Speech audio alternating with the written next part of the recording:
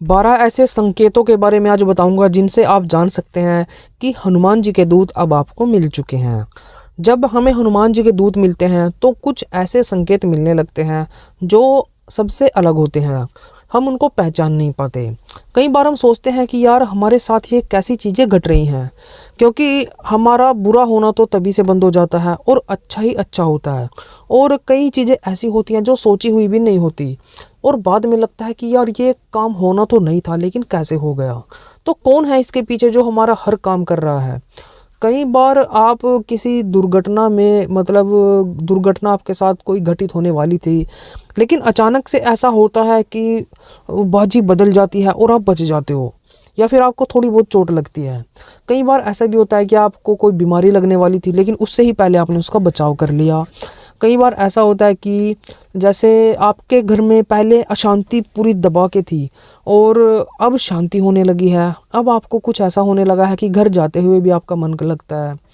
तो इन चीज़ों के पीछे क्या चीज़ काम करती है वो जान लीजिए। अगर आप हनुमान जी के बहुत बड़े भक्त हैं, हनुमान जी की हर रोज़ पूजा करते हैं, आरती करते हैं, भोग प्रसाद लगाते हैं, जोत जलाते हैं, अगर आप हनुमान जी के लिए हनुमान चालीसा हर रोज़ पढ़ते हैं, बजरंग बाण का भी पाठ करते हैं, तो आपके ऊपर हनुमान जी की कृपा लगातार बनी रहती है। हनुमान जी आपके साथ साथ चलते हैं। कलयुग में एक ऐसे हनुमान जी सिर्फ एक ऐसे देवता हैं जो आज भी धरती पर मौजूद हैं। उनको अजर अमर होने का आशीर्वाद मिला हुआ है। दूसरा, भूत प्रेत निकट नहीं आवे महावीर जब नाम सुनावे। तो हमारे महावीर भगवान हनुमान जी एक ऐसे देवता हैं जिनकी शरण में अगर कोई भी आदमी चला जाता है तो भूत प्रेत उसके आसपास भी नहीं फटक सकते। एक माँ काली और एक हनुमान जी, ये दोनों ऐसे जागृत देवता हैं जिनकी शरण में जाने से आप बड़े से बड़े प्रेत बाधा से छुटकारा पा सकते हो। अब हनुमान जी के दूत आपको मिल चुके हैं, ये आपको कैसे पता लगे। सबसे पहले देखिए, अगर आप हनुमान जी की हनुमान चालीसा करते हो, बजरंग बाण करते हो, या कोई भी ऐसी चीज़ आप हनुमान जी की सेवा करते हो, तो हनुमान जी आपको खुश होकर दूत प्रदान कर देते हैं। यह कोई बड़ी बात नहीं है। हनुमान जी अगर आपसे खुश होंगे तो वो आपको दूत महाराज प्रदान कर देंगे। अब ये दूत होते कौन हैं? देखो, दूत जो होते हैं वो एक तरह के प्रेत ही होते हैं, लेकिन उनको शुद्ध कर दिया जाता है। अब शुद्ध कैसे कर दिया जाता है? या तो उनके पाप क्षीण हो गए हों या फिर वो भक्ति की तरफ मुड़ गए हों। तो अगर ऐसा हो तो उनको शुद्ध कर दिया जाता है, फिर वो भगवान की सेवा में पूर्ण रूप से समर्पित हो जाते हैं। और वही दूत महाराज होते हैं जो हमारे इष्ट द्वारा हमें दिए जाते हैं, जिसके कारण हम पूछा लेते हैं और कई ऐसे काम करते हैं, वो दूत महाराज के जरिए ही हम कर पाते हैं। अब दूत महाराज हमें मिल चुके हैं, ये कैसे पता लगे? देखो, अगर आप हनुमान जी की लगातार भक्ति कर रहे हो तो एक टाइम ऐसा आएगा जब आपको कुछ एहसास होने लग जाते हैं, कुछ अनुभव होने लग जाते हैं। आपको लगने लग जाता है कि मुझे इन चीज़ों का थोड़ा थोड़ा एहसास पहले से था कि ये चीज़ ऐसे होने वाली है। आपको ऐसा फील होने लगता है जैसे आप कहीं जा रहे हों और आपके सामने ही किसी का एक्सीडेंट हो गया, तो आप सोचोगे कि ये तो मुझे पता था कि यहाँ पर एक्सीडेंट होने वाला है। आपको पहले ही आभास हो जाता है। या फिर आप कहीं किसी भी काम के लिए जा रहे हो या आपके सामने कोई ऐसा व्यक्ति आ गया और आप उसको नहीं जानते हो और आपने उसका नाम भी बता दिया कि तेरा नाम ये है और तू यहाँ का रहने वाला है और पिताजी का नाम ये है। तो आपको तो पहले वो आदमी कभी मिला भी नहीं, लेकिन उसके बाद भी आपने बता दिया, तो आप मन ही मन में सोचोगे कि यार इसका तो नाम पता मुझे पहले से ही पता था, क्या मैं इसे कहीं मिल चुका हूँ? तो ये दूत महाराज के ही कारनामे होते हैं। आपको पहले ही पता चल जाता है। जैसे ही आप अपना ध्यान लगाओगे, दूत महाराज को बुलाओगे, जो भी जहाँ पर भी आप बैठ के तपस्या करते थे, तो दूत महाराज तुरंत आ जाएंगे और वो सिर्फ आपको दिखाई देंगे। अब आपके सामने अगर कोई इंसान बैठा है जिसके बारे में आपने पूछना है, तो आप दूत महाराज से पूछेंगे। आप पूछेंगे, सामने वाले को कुछ भी नहीं दिखेगा कि ये क्या हो रहा है, कुछ भी उसको पता नहीं लगेगा।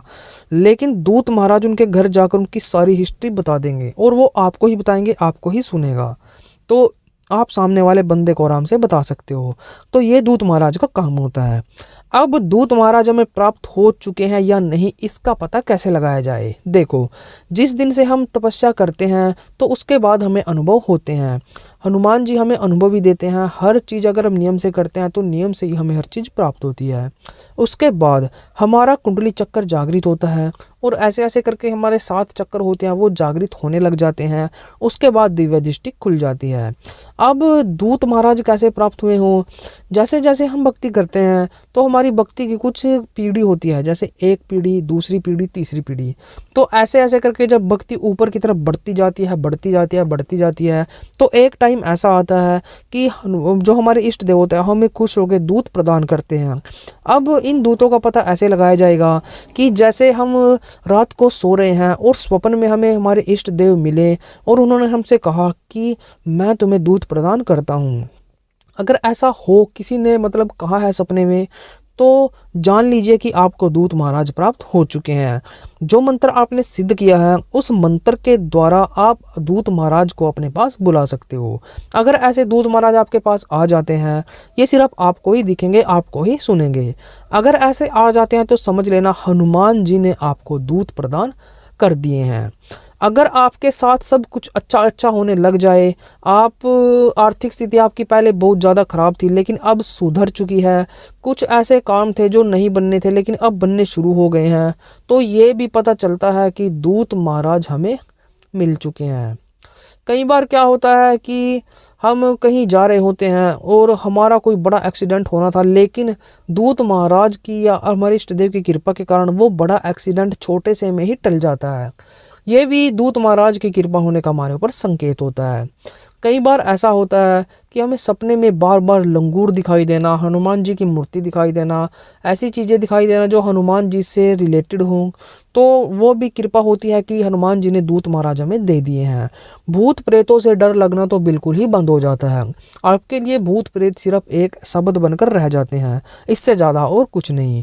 भूत प्रेतों से तो बिल्कुल भी आदमी नहीं डरेगा, चाहे रात के 12 बजे उसको शमशान में ही क्यों ना भेज दिया जाए, लेकिन उसको डर बिल्कुल भी नहीं लगेगा।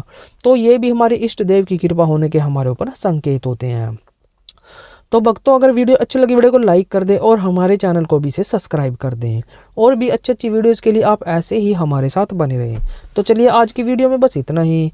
मिलते हैं हमारी एक और न्यू वीडियो के साथ, तब तक के लिए ओम नमः शिवाय, ओम नमः शिवाय, ओम नमः शिवाय।